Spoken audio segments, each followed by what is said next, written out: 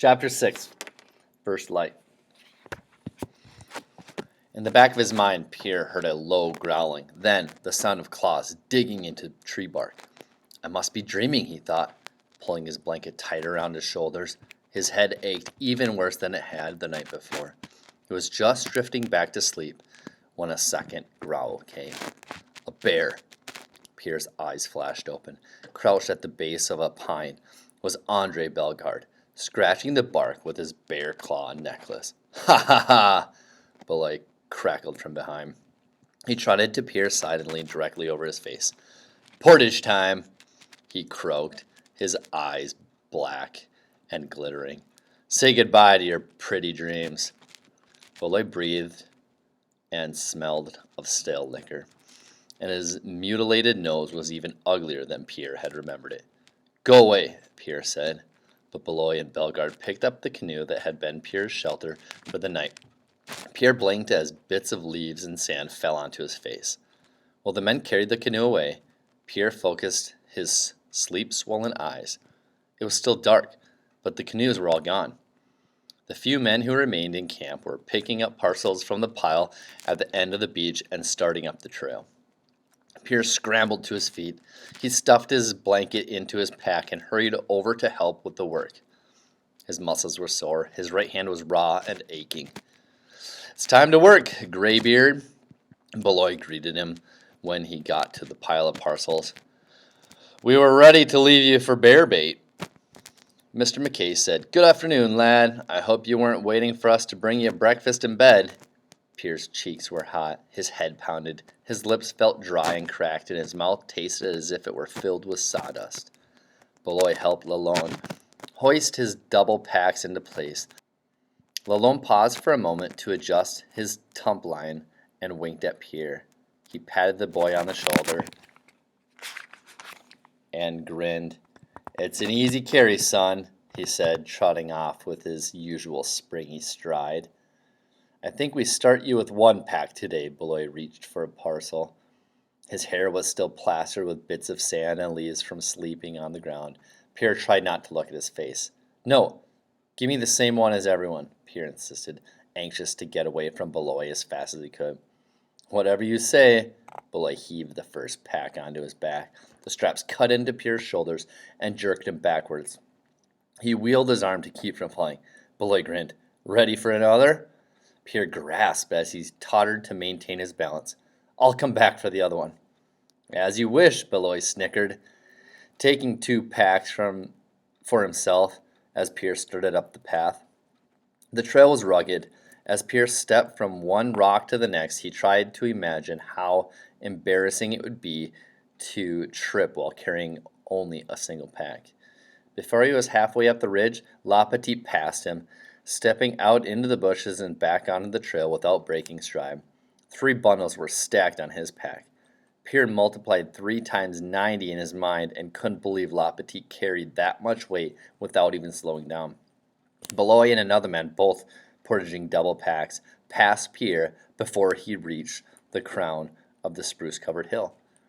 The straps cut into his shirt as if they were sharp metal bands, and there was no way to relieve the pain. If he leaned into the tump line to take the weight off his back, his neck muscles burned and his body pinched forward. If he hooked his thumbs under the straps to relieve the weight, his blisters grated against the canvas. Thankful for his strong legs, Pierre barely felt the load on his lower body until he was well over the rise. But as he worked his way down the backside of the ridge, he suddenly wondered if he would make it. The muscles in his legs popped with each step, and his calves burned. Knowing he was the last one on the trail, he thought for a moment about tossing his pack into the brush. He could hike home in a day and he'd be done with the pain for good. When Pierre noticed a mossy patch of ground ahead, he decided to rest a minute. But just then he saw a bright patch of blue through the underbrush. Water. He held his pace, knowing that if the path turned rough again, he would never make it.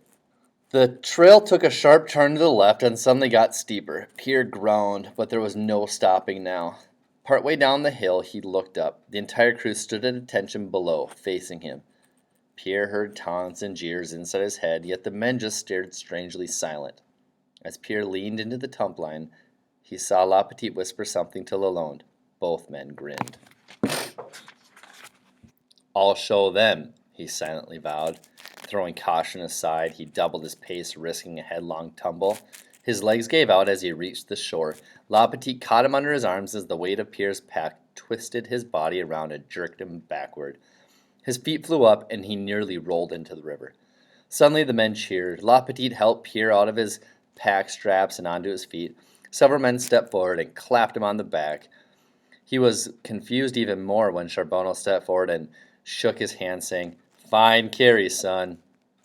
"Good job, lad." McKay tipped his hat. "You showed 'em, Lalonde." And Emile, who had thrown his cap in the air, patted Pierre on the shoulder. Pierre's head throbbed, and he was confused by all the attention. It wasn't until Pierre saw Beloit toss a coin to La Petite that he finally figured things out.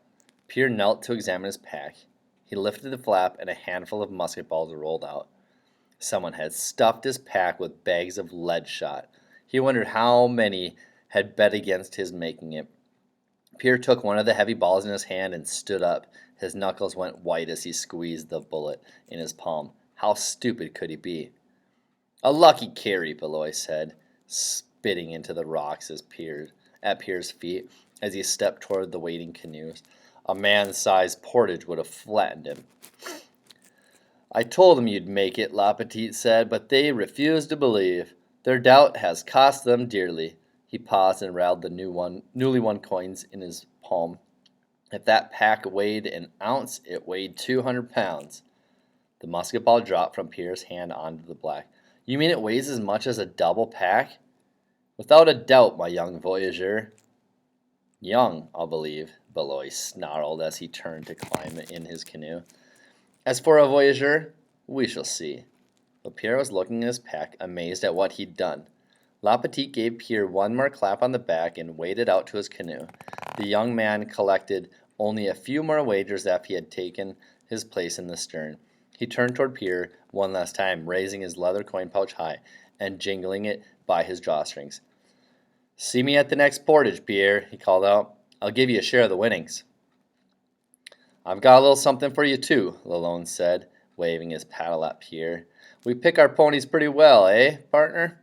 He bragged to the men in other canoes. "If we get much luckier, we'll have to give up our voyaging and open a bank."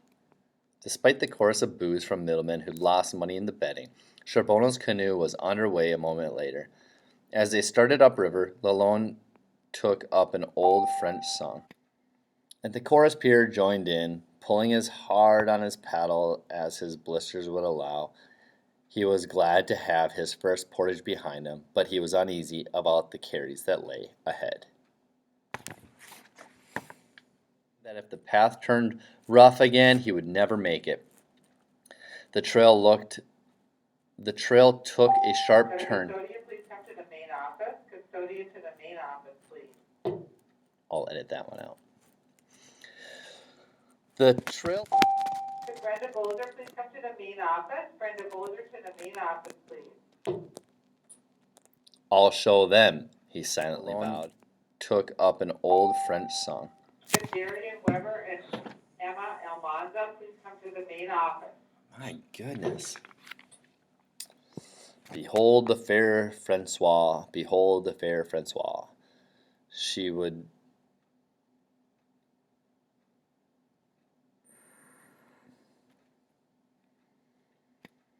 At the chorus, Pierre joined in, pulling as hard on his paddle